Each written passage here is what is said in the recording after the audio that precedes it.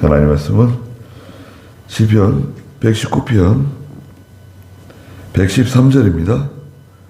119편 113절. 나는 두 마음을 품은 자를 미워하며 주님의 법을 사랑합니다.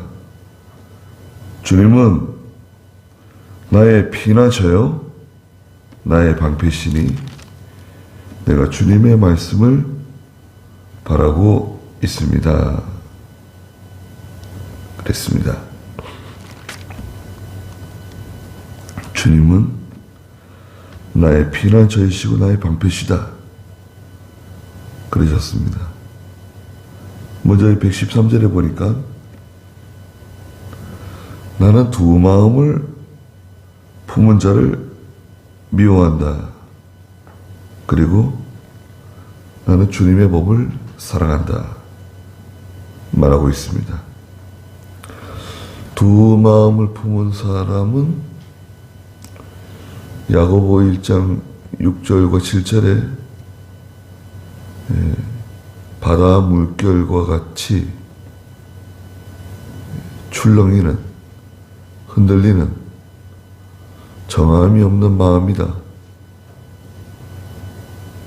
구하는 것을 받을 줄 생각하지 마라. 이런 말씀이 있죠. 한번 읽어주시겠어요? 야고보 1장 6절. 믿음으로 구하고 조금도 의심하지 마라. 의심하는 자는 바람에 밀려 요동하는 바다 물결과 같다. 그런 사람은 주께 무엇을 받을 것으로 생각하지 마라. 두 마음을 품은 사람은 그의 모든 길에 안정이 없다. 네. 그래서 두 마음을 품은 사람은 여기서는 의심하는 사람이라고 그랬어요. 의심하는 사람? 하나님을 믿고 신뢰하고 나가야 되는데 자꾸 의심하는 거예요. 의심하는 건 참 병입니다. 그것도. 예. 사람을 의심하고, 물론 사람 의심할 수 있죠. 그런데 하나님까지 의심하고 또 기도하면서 또 의심하고 그 다음에는 하나님과 이 우상을 겸하여 섬기는 겁니다. 두 마음. 하나님도 섬기고 우상도 섬기고 이 두 마음입니다. 또 이 두 마음은 마태복음 16장에서는 하나님과 물질을 또 같이 섬기고 나가는 것. 이게 두 마음이에요. 마음이 갈렸어요. 그 물질을 사랑하는 거죠. 세상도 사랑하고 물질도 사랑하고 또 하나님도 사랑하고. 근데 하나님께서는 그것을 인정하지 않습니다. 두 마음. 나는 두 마음을 품은 사람을 미워합니다. 그리고 주님의 법을 사랑합니다.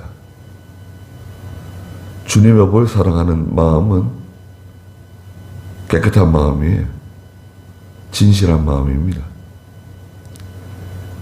하나님 말씀만 사랑하고 나가는 거예요. 깨끗한. 네. 그런데 여기서 자꾸 이제 마귀가 미혹을 합니다. 네. 마귀는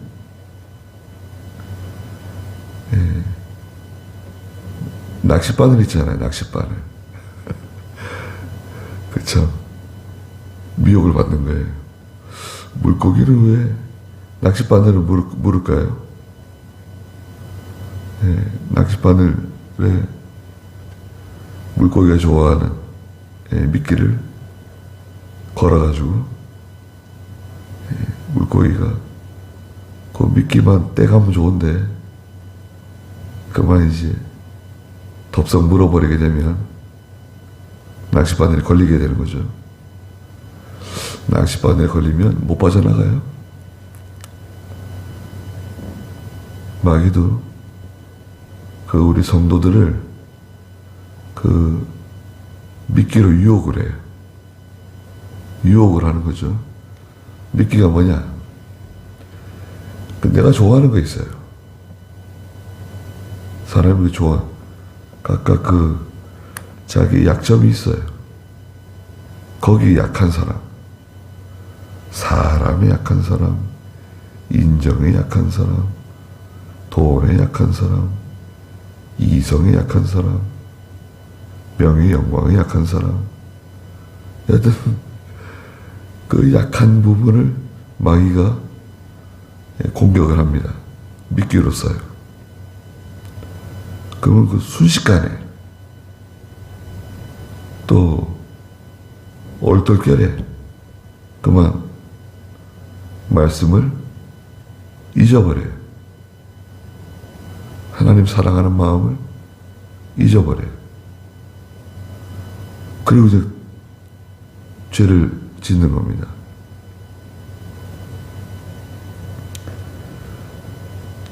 (114편의) 114절에서는 주님은 나의 피난처요 나의 방패시니 내가 주님의 말씀을 바라고 있습니다. 하나님이 나의 피난처이시다. 피난처 있으니 환난을 당한 자 이리 오라. 피난처. 하나님께서는 피난처를 항상 준비해 놓으셨습니다. 네. 영혼의 항구라 그러죠. 항구. 항구는 생각해 보세요. 항구에는 배가 정박해 있잖아요. 항구는 배가 피난할 수 있는, 배가 그 고된 항해를 마치고 들어와서 쉴 수 있는 곳이에요. 항구 앞에는 방파제가 있습니다. 방파제. 파도를 막아주는, 방파제가 있죠. 항구에 들어오면 쉬는 거예요. 영혼의 항구다. 하나님께로 가면 쉼을 얻는 거예요. 예수님께서도 수고하고 무거운 짐진 자들아 다 내게로 와라. 내가 쉬게 해주겠다. 그러셨잖아요. 하나님께 가면 피난할 수 있습니다. 보호를 받아요. 모든 게 다 해결됩니다.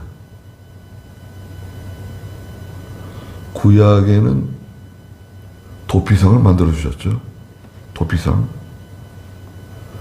요단강 동쪽에 3개, 요단강 서쪽에 3개. 도피성을 만들어 놓고 누구든지 도피성으로 달아나면 생명을 보존해. 네. 도피성으로 달아나면 원수가 없는 사람이 쫓아오더라도 도피성에는 못 들어와요. 그래서 이제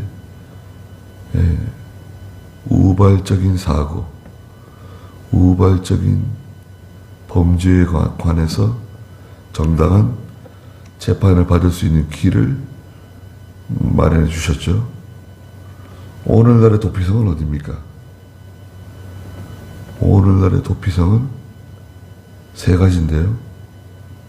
첫째는 예수 그리스도가 도피성이세요. 예수님께로 달아나면 구원을 받고 보호를 받아요. 그렇죠? 확실하죠? 2번째, 도피성 어딘가? 하나님 말씀이 도피성이에요. 여기도 주님은 나의 피난처고 방패라고 해놓고 내가 주님의 말씀을 바라고 있다. 하나님 말씀으로 달아나는 겁니다. 말씀으로 달아나면 보호를 받아요. 피난처에. 세 번째가 어디냐? 도피성. 신약의 도피성. 교회입니다. 교회가 큰 도피성이에요. 예. 이게 하나님의 집이고 하나님의 전이에요. 예배당? 예. 예배당이라고 쉽게 인식할 수도 있어요. 네. 교회로 달아나는 겁니다. 성도들의 모임. 예. 교회가 중요해요. 교회 안에는 예배가 있고 합심 기도가 있고 또 함께 찬송 부르고 이 교회로 달아나면 보호를 받습니다. 그리고 하나님 방패가 되어주세요. 방패. 얼마나 견고한 방패인지 모릅니다. 마귀가 아무리 날카롭고 무서운 불화살을 수없이 많이 쏘아대도 하나님의 방패를 뚫을 수가 없어요. 이 진리의 방패, 믿음의 방패, 예. 구원의 방패, 하나님께서 다 막아주세요. 우린 잘 모르죠. 예. 우린 잘 모르지만 우리 앞에 하나님의 그 구원의 방패, 은혜의 방패, 진리의 방패가 다 막아주고 계시는 거예요. 그게 얼마나 참 안전합니까? 그래서 이제 이것을 이제 안전지대라고 해요. 안전지대. 하나님의 세계는 안전지대입니다.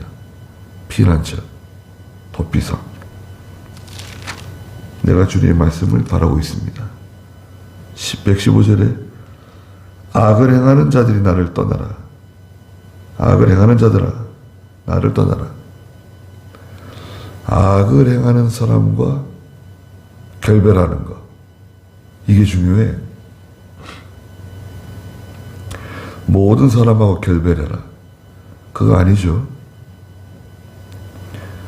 악을 행하는 사람과 결별하는데 악을 행하는 사람은 누구를 가리키는 건가? 예. 이 악을 행하는 사람은 지속적으로 그 어떤 악한 일을 계속 반복하고 회개하지 않는 사람이에요. 예? 악을 행하는데 지속적으로 계속 반복하고 회개하지 않아요. 결과적으로 계속 그 좋지 않은 영향, 그 주변 사람들 또 모든 사람들에게 좋지 않은 영향을 계속 끼치는 사람이에요. 자기 잘못했다고 생각하지 않아요. 절대. 이런 사람과는 거리를 두는 겁니다. 친구다. 뭐 가까이 할 수밖에 없다. 그러면 결국 실패하는 거예요. 예. 악한 동무가 선한 행실을 더럽힌다 그랬잖아요. 악한 동무가 있는데 악한 동무, 친구예요. 동료예요. 가까운 사람이에요. 그 사람은 성격도 좋고 사람이 다 좋아해요. 그런데 믿음으로 봤을 때는 상대할 수 없는 사람이에요. 내가 사회생활 할 때는 필요할지 몰라도 또 어떤 면에서는 나에게 필요한 사람일 수 있는데 하나님이 해결해 주면 되는 거고, 그거는 그 사람으로 인해서 자꾸 죄를 짓게 되고 자꾸 그 양심의 가책을 받고, 롯이 소돔 고모라에 살면서 그 마음이 늘 상하잖아요. 마음이 늘 상해. 그런데도 소돔 고모라 떠나지 않았죠. 결과가 어떻게 되었습니까? 그래서 악을 행하는 자들아, 나를 떠나라. 그리고 지혜롭게 결별해야 돼요. 나는 내 하나님의 명령을 지키겠다. 이겁니다. 나는 하나님 명령 지킨다. 나는 하나님 편에 선다. 진리 편에 선다. 거기에 누가 뭐라 그러겠어요? 싫어한다. 그럼 어쩔 수 없어요.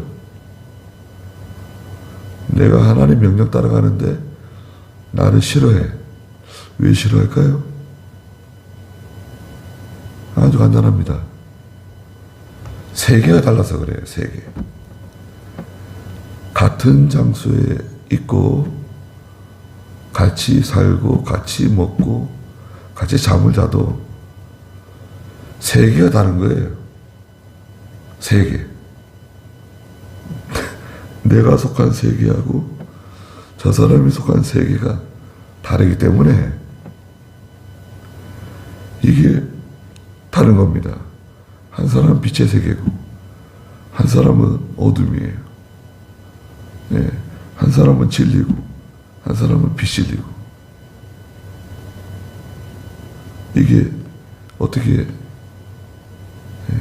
같은 길을 걸어갈 수 있겠습니까?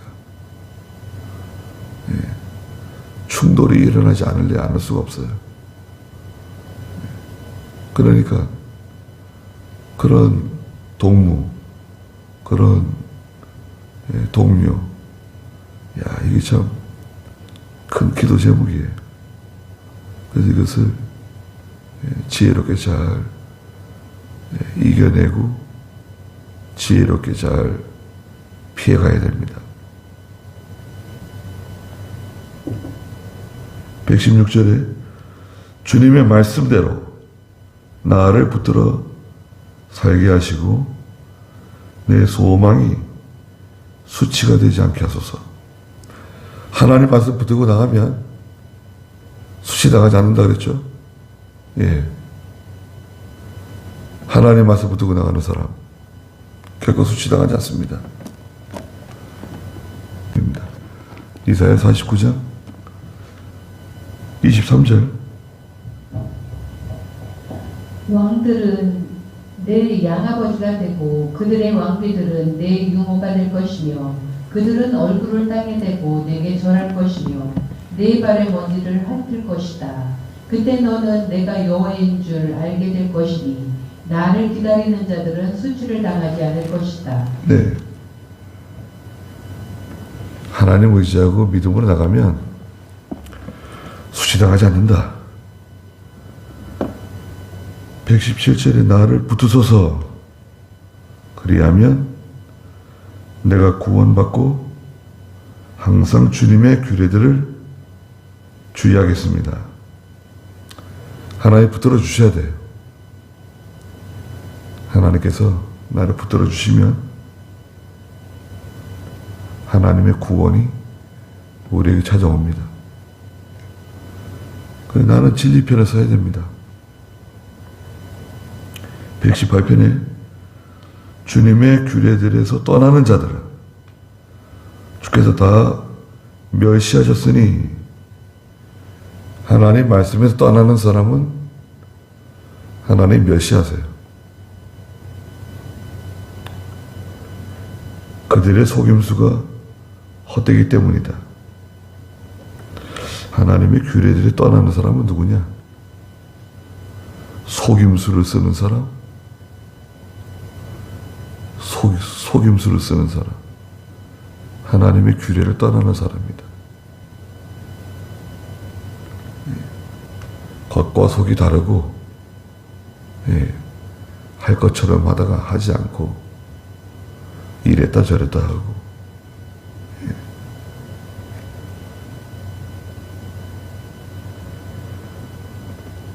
진실해야 됩니다. 하나님의 규례들에서 떠나는 사람, 하나님이 멸시하신다. 119절에 주께서 세상의 악인들을 다 찌꺼기같이 버리시니 내가 주님의 증거들을 사랑합니다. 세상의 악인들 다 찌꺼기처럼 버리신다. 찌꺼기 다 버리잖아요. 찌꺼기가 뭐 어디 있습니까? 찌꺼기는 쓸데없어요. 내다 버립니다.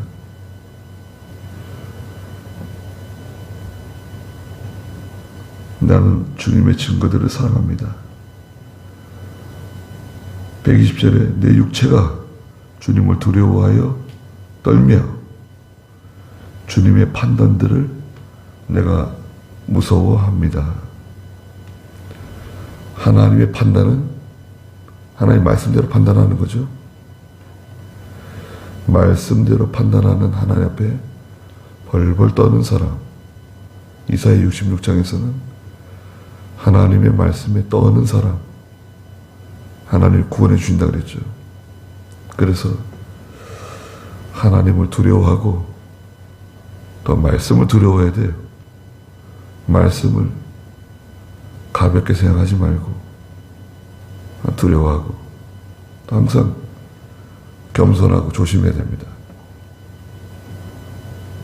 거기까지 하죠. 기도하겠습니다. 거룩하신 하나님, 주께서 저희의 피난처가 되어주시고 방패가 되어주시며 저희가 진리편에 서게 되면 결코 수치를 당하지 않는다고 말씀하셨습니다.